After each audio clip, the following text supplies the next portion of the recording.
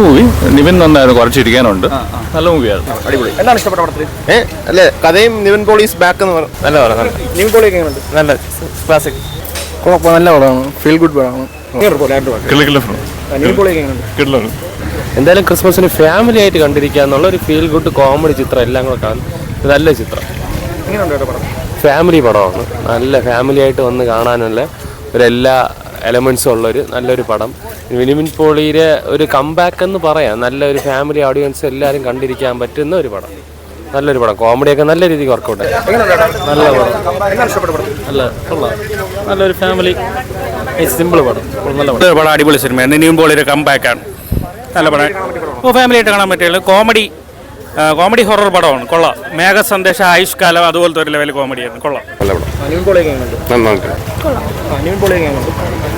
പണ്ടപ്പോൾ ഞാൻ ഉറപ്പിച്ചു നിവിൻ പോളിയുടെ ഇത് തന്നെയാണ് കംബാക്ക് എന്ന്. പക്ഷേ സെക്കൻഡ് ഹാഫ് ആയപ്പോൾ ഉറപ്പിച്ചത് കംബാക്ക് അല്ല, ഗോ ബാക്ക് ആണെന്ന്. കാരണം ഭയങ്കരമായ ഒരു ലെവലിൽ സെക്കൻഡ് ഹാഫൊക്കെ ലാഗും കാര്യങ്ങളൊക്കെ ആയിട്ടൊക്കെ ഉണ്ട്. ഫസ്റ്റ് ഹാഫും കിട്ടില്ല, എൻ്റർടൈൻമെൻറ്റും കോമഡിയും കാര്യങ്ങളെല്ലാം വർക്കൗട്ട്. സെക്കൻഡ് ഹാഫ് ഒരുപാട് ഈ സെൻറ്റിമെൻറ്റും കാര്യങ്ങളൊക്കെ കയറ്റിയിട്ട് പടം കൊണ്ട് നശിപ്പിച്ച് കളഞ്ഞു. ഒരു പൂർണ്ണ സംതൃപ്തി നൽകിയ ഫസ്റ്റ് ഹാഫും സെക്കൻഡ് ഹാഫ് ഒരു സംതൃപ്തി നൽകാത്ത ഒരു തീരെ മോശമായിട്ടുള്ള സെക്കൻഡ് ഹാഫ് ആയിപ്പോയി. ഒരു അവിയൽ വരും, ഒരു സംഭവമില്ല, സർവ്വമയം തന്നെ. ഇത് വേറെ എന്തൊക്കെയോ മയം എന്ന് പറഞ്ഞാൽ സെക്കൻഡ് ഹാഫ് കൊള്ളത്തില്ല, ഭയങ്കര മോശം.